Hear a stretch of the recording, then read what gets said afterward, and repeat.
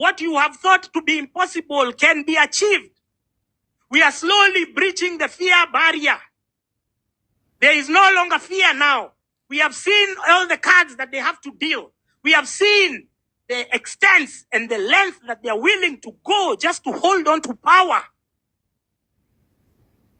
And we have understood that William Ruto is no longer the darling of the West, is no longer the darling of Africa. They were touting him as the incoming African statesman. When he went to Ghana, nobody had time for his bullshit. Nobody even recognized his presence. He was hidden there with the former presidents. Nobody even understood that he was in that country. We have seen that in the last 3 months, William Ruto, there is no single Muzungu who has gone to see him, be it an envoy, be it a visiting dignitary, because there is a red line that Muzungus don't cross, even if you are doing business with them, even if you are giving their country. They cannot condone, they cannot be seen to be associating with things like abductions and forced disappearances, arresting of political dissidents. These are serious crimes within the Western establishment, so they cannot be seen to be propping, in as much as they might be supporting you clandestinely. They cannot be seen with you publicly. So we have understood that he has lost grace within the eyes of the people that he once loved, that he once adored, who are the Muzungu. So knowing that, we can see that his stature is weakening by the day. So every intervention, every measure that you embark on will have a very significant impact. So every other time you've been foisting, you've been venerating characters who have been driving you from your purpose, from your goal. And your goal right now should be nothing short of this government going down. That is your only goal, that is your only objective. I come here today because Monday, 6th of January, was a success beyond our wildest imaginations and dreams. Monday 6th, you adhered to the law. You adhered to the directive that I gave over here, that there will be no work, there will be a holiday on Monday 6th January. What they are not telling us, what they are not quantifying, is the losses that the government incurred because of that. Because if they told you, then you'd realize the power has always been in your hand. You'd realize that economic boycotts hurt governments, sometimes even more than mass action. Sometimes even more than hitting the streets, protests, because they have blocked us from protesting. They have blocked us. They have sent police. They have sent goons. They have sent people to come and abduct us, all because you appeared in the streets. They hurl tear gas, sometimes even expired. They lob tear gas canisters. They do all sorts of nonsense. But that's because they have opted that way, because we could have been going to protest a few people, then we go back home. Because they have opted to go through that process. Now, even us, we have to embark on our own scorched earth policy. We have to embark on our own civic disobedience measures. We have to embark on our own revenge, retaliation to bad governance. We cannot be fueling, we cannot be funding this government that is continuing to treat us with contempt. You saw Kemani Shongwa at the funeral last week. You had Amason Kingi. You had this other idiot, Waluke. All of them defending abductions. Can we continue in this state of affairs, that they are not only stealing our money, they are vomiting on our shoes, insulting our intelligence themselves, and we are supposed to clap for them? We are supposed to operate as if this is business as usual? No! We have to change tack, because I told you stupidity is repeating the same thing, expecting different results. So now we move with a different strategy, with a different approach. We have seen their limitations. We have seen what hurts them. And anytime you fuck with their money, people will tend to listen. People will tend to do as you want. So in recognition of the successful Monday 6, people declared a holiday. In recognition that the sovereign power belongs to the people according to Article 1 of the Constitution. You have always had the power in your hands. You have always been the person who can drive change. It's not me. It's not Morara Kebaso. It's not Okia Omtata. It's not Boniface Mwangi. It's not all those charlatans. It's not all those opportunities, opportunists. It's not all those clowns. It's not all those jackasses. We have seen that anytime we want to mobilize, they will always appear to hijack the cause, to hijack the attention, to hijack all, to hemorrhage attention and resources from the actual victims, from the cause. So if street protests are being hammered both by state and non-state actors, if street protests are being undermined by both state and non-state actors, then will it continue being a viable way of bringing down this government? No. Let's explore other complementary strategies that can go parallel to intended mass action or protest, street protests. So all ideas are welcome. I had challenged the techies to target the government, whatever portals, instead of hitting on those who are attempting. Why don't you, who think you have the skills, why don't you, who think you have the knowledge and the know-how, why don't you step up to the plate? Why don't you then say, no, this is not how it's done, this is me, let me show you how it's done. Instead of throwing shade at somebody else, don't be like the 844. 844 has always taught people that instead of our uniqueness, you always have to copy somebody. That's why all of you, when you open a business, you open a butchery over here, you have 5 other butcheries next opening with you. Because you lack the creativity. You are taught that for you to gain, somebody else must lose. It doesn't have to be that way. If somebody was attempting to bring down the DCI website, you don't have to throw shade at his strategy. He's trying. He's in the field. He's not sleeping. He's not just staying there watching news helpless. He's being proactive. Now, can you be proactive yourselves instead of throwing shade? All of you techies, all of throwing shade on my thread. Why can't you show us? Since that guy does not know how to hack, why can't you show us? I'm challenging you. Why can't you show us?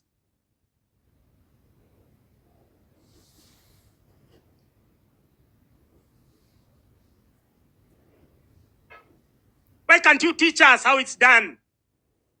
If I knew me, I would do it myself. I wouldn't be like you guys there. You are living large. You are living good. You had a good birthday, road trips, while your people are being abducted. And you have some skills that can be harnessed, that can bring positive change, and you are throwing shade? Come on, techies. Give us a fucking break. You don't throw shade at somebody who is trying. Don't throw shade at somebody who is on the ground doing something, and you have not even volunteered to do anything. Okay? Thank you very much, Wangeshi Kenya. Thank you for, I've seen your tweet. Naendelea kufinya. Lazima nifinye hao watu. Lazima ni injection. Huh? So, it is incumbent upon every Kenyan to exploit any avenue that you can participate to undermine the government that is continuing to oppress us. We are living in a state of oppression. Every day I'm finding DCI or NIS people just trying to hack my phone, trying to know my whereabouts so that they can arrest me, so that they can go and dump me in some forest. Do some social experiment like what they've done with Kibet. Kibet is tweeting. We cannot even tell whether it's a real Kibet or not. We don't know because we are telling him, Kibet Bull, can you give us a video to show that you are the one who is tweeting? There's nothing of the sort. The same thing we've been telling Maverick Aoko. Can you give us a video? No. So this account could be in the hands of somebody else. So that's what you want. They want you to do. They want to do to me. That's why they are tracking me. So we have to change tact. We have to move differently. We have to now adopt a different strategy. We have now understood who are our enemies. Our enemies are outside and within, even within the movement. There are people who are just taking us into the wilderness. They are not offering leadership. They are not offering solutions. So it is incumbent upon every Kenyan to exploit any avenue that you can participate to undermine the government that is continuing to oppress us. We are living in a state of oppression. Every day I'm finding DCI or NIS people just trying to hack my phone, trying to know my whereabouts so that they can arrest me, so that they can go and dump me in some forest. Do some social experiment that like what they've done with Tibet. Tibet is tweeting. We cannot even tell whether it's a real Tibet or not. We don't know because we are telling him, Tibet bull, can you give us a video to show that you are the one who is tweeting? There's nothing of the sort. The same thing we've been telling Maverick Aoko. Can you give us a video? No. So this account could be in the hands of somebody else. So that's what you want. They want you to do. They want to do to me. That's why they are tracking me. So we have to change tact. We have to move differently. We have to now adopt a different strategy. We have now understood who are our enemies. Our enemies are outside and within, even within the movement. There are people who are just taking us into the wilderness. They are not offering leadership. They are not offering solutions. And in this time of universal deceit, this is when we need leadership. This is when we need direction. This is when we need a way forward, and we cannot do it when people are just perambulating around the same issues. You're telling us in January 2025, engage the government. What new do they have to tell us?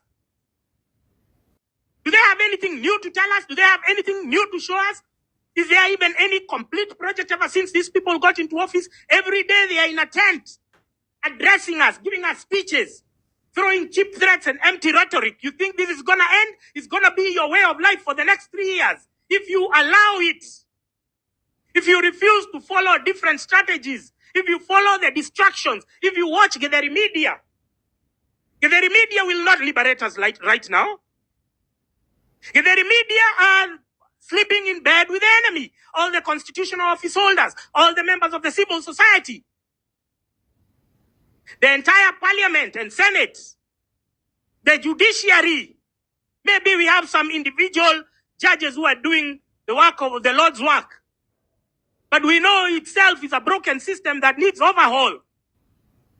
So in light of the fact that Kenya has been converted into a one-party state with the full acquiescence of all arms of government, in light of the fact that now Kenya is now a dictatorship, a de facto dictatorship, where all orders come from one man, in light of the fact that parliament has been captured, Senate is a tissue paper for the executive, in light of the fact that the opposition have been bought, but we don't have a semblance of opposition. We've never had an opposition since 2013. Kenya has never had a functional opposition since 2013. They make noise in the media, but then when it comes to voting, especially on bills that all of them share mutual benefits, they seem to be voting as one. So we've never had a functional opposition since 2013. Our judiciary, you've seen, they brought down any appeal. Any appeal that is targeted at the good for Mwananchi, they've shut it down. You've seen our judiciary targeting bloggers because of exercising their constitutional entitlement of free speech. This is our judiciary. That we have a magistrate who can put an arrest warrant and say for the attention of Interpol, and he knows very well that Interpol, according to their statutes, do not pursue political dissidents or people or cases involving freedom of speech. Now, is that judge, is he updated on the current laws? Why would he make such a blunder? Why is he still practicing? Why hasn't he been disbarred by the Law Society of Kenya?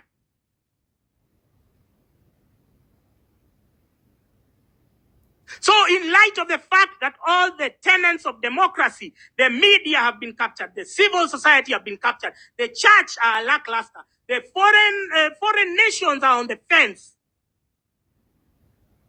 it is incumbent upon you as a taxpayer, as the ordinary citizen, to now flex your muscle. All these elements depend on your money. All these arms of the government depend on your money. You understand? They rely on your money. So the day when you start using your money right, they will feel the pinch. I know you're wondering now what next. I know that's the next question you're going to ask. How do we move forward? And right now, here and now, God as my witness, I declare myself as a leader of opposition in Kenya, because we've not had an opposition since 2013. And the people that they are fronting as a semblance of opposition have always turned out to disappoint us. So I am now your leader of opposition, your de facto leader of opposition. And my second declaration is that on January 27th, we are going to have another public holiday. There is going to be another public holiday on January 27th. In January, we have given them. This is how we are going to move. This is the format we are going to operate, because we have to choke their money. Anytime we cause a holiday, because Kindiki Kizura used to wake up. Fred Matiang'i used to wake up and declare a holiday whenever they feel like. Why can't us citizens do the same? We can do the same. Why am I being asked to comply with a police order or with a court order to appear in court, while the Inspector General himself, Douglas Kanja, while the DCI Director, Mohammed Amin, they have been disregarding court orders. They have been disobeying court orders all their life. Why should I present myself so that they can go and kill me? So as your opposition leader, this is my first declaration. In our first act of civil disobedience, January 27th will be a holiday. Not going to work, not doing anything. No opening your shop, not doing anything. January 27th, that will be our first act. We have to choke their money.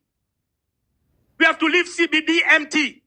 Because anytime we want to go and protest and speak, which is now how it should be done, then they send police, they send hooded and masked thugs.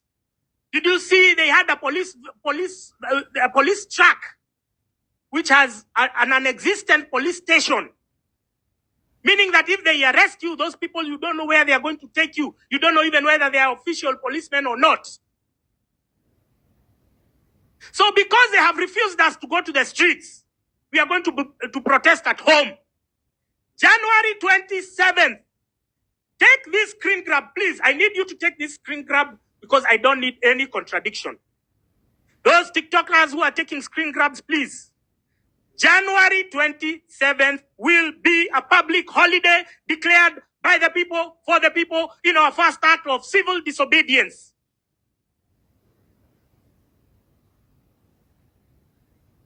We have done it twice, because we did it on January 6th and we are going to do it on January 27th. There will be a national strike. We are done with waiting for Francis Atwoli. The trade unions have also been captured. Francis Atwoli to declare strikes. We stopped. All the teachers, all of them have been infiltrated. The doctors, unions, the student leaders have been infiltrated. So we cannot expect these people to mobilize on our behalf, because their leadership structures have been crumbled. They have been undermined. They have been captured. So it's us as a people to communicate amongst ourselves. And so we have declared January 27 a national strike day and a national holiday. So we have given them 2 in January. Now this is what will happen. Because our grievances are only 2. We only have 2 grievances. We are not beating around the bush. We are not wasting time. We are not, I don't know what. Listen to our grievances. Grievance number 1, President William Ruto to dissolve Parliament and Senate, and then to resign and hand over to a caretaker government. The caretaker government will be formed later, not by him. That is demand number 1. Demand number 2, or option number 2, scenario number 2, is Parliament to convene an emergency to impeach President Ruto, swiftly followed by an impeachment by the Senate, which will force Ruto out of office. And then Parliament can also go home, because why would they continue staying? Even them, they go home together. And we will leave the country in the hands of a caretaker government. It will be a multi-stakeholder. People from all fields will be represented. I have no interest to be there. And they are going to chart the country's destiny. They are going to embark on reforms. If it's IEBC, who said that Ruto must be the one to name the IEBC? The people who are saying Ruto name IEBC are on payroll. Because si lazima ikue yeye, we can have an independent outfit. We can have a caretaker. They come, they embark on judicial reforms, they embark on reforms, reconstituting our constitutional bodies. So those are our two demands. Nothing short of that. So we are going to have in January, it's two. One, the first one we had on January 6th, a massive success. The next one is Monday, January 27th. So the first Monday and the last Monday of January. Now, February is not going to be business as usual, because we understand and we know that there's a tendency they might refuse. We understand, we know these people, they are power hungry. So February, every Monday in February will be a national strike. There will not be any work. You will not open your business. You will not go to work, because this will be our way of expressing our civic disobedience. Will be our way of protesting, because anytime we go to the streets, they meet us with a lot of violence, with a lot of abduction. So every Monday in the month of February, the more they continue staying in office, if they refuse to step down, if William Ruto refuses to dissolve parliament and him resigning, if he refuses to do all of that, so we are going to be protesting every Monday in the month of February. Now, worst case scenario, if they refuse to accede to our demands, then in the month of March, we will go for a full-blown daily strike. Not going to work, but no protesting, because protesting, they are going to meet us with violence. They are going to send their goons to abduct us. So we cannot follow that route. They have clearly shown us that that route is not plausible. So in the month of March, if they will not have resigned, we are going to be striking every day. We will not be going to work. We will not be opening our shops until he steps down. And wallahi billahi, let me promise you, that kind of a lockdown, that kind of a grind to the economy, this government will not even have money to pay the police. They will not have money to pay the military. Things will just start moving and happening. Yeah, asante kwa kutazama Ruto'S TV. Huyo amekuwa ni Francis Gaitho, mwanaharakati ambaye sasa hizi amesema kwamba yeye ndio leader of opposition, ambapo amesema kutoka leo yeye ndio leader of opposition, na ameweza kuzungumza mambo mengi, jinsi anavyotafutwa, anataka kuwa abducted. So sijui una maoni gani kuhusiana na alichosema Francis Gaitho? Kama uko na maoni, niachie hapo kwenye comment section. Kama hujasubscribe, na kuomba uweze kusubscribe, finya notification bell, ndio wakati wote tunapata habari kama hii unakuwa mtu wa kwanza kuipata. Hadi wakati mwingine, na kutakia mchana mwema.